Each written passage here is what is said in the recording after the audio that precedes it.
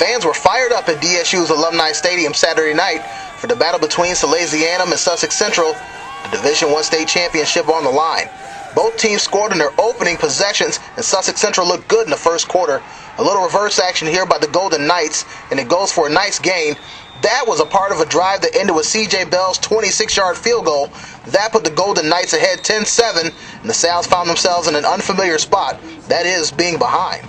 That whole being behind thing, it didn't last long. In the second quarter, Sal Viscount picked up a punt and took off down the sideline. 46 yards later, he's celebrating in the end zone. The extra point attempt was mishandled, and quarterback Will Salas looking for two, but it's intercepted in the end zone.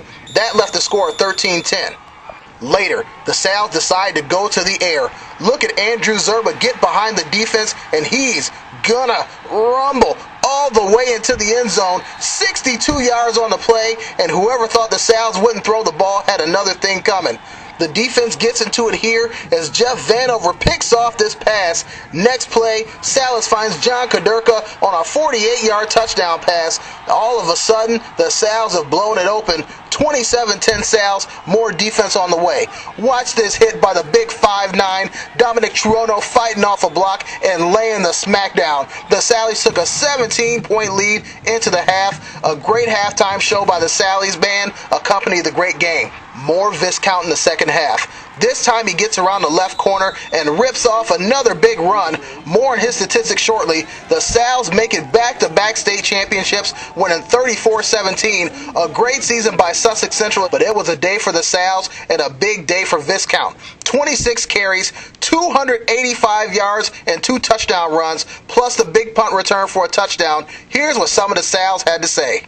Yeah, well, they really came fired up. We knew they were a good team, but they showed how explosive they were in that first quarter, and we were kind of worried there for a second. So I mean, we usually don't throw the ball, and I don't think they were expecting it. They were crowding the line, and we just threw a pass to me and a pass to John Kaderka, and then they opened up the rest of the game. But you got to give credit to those guys that came out to play today. So.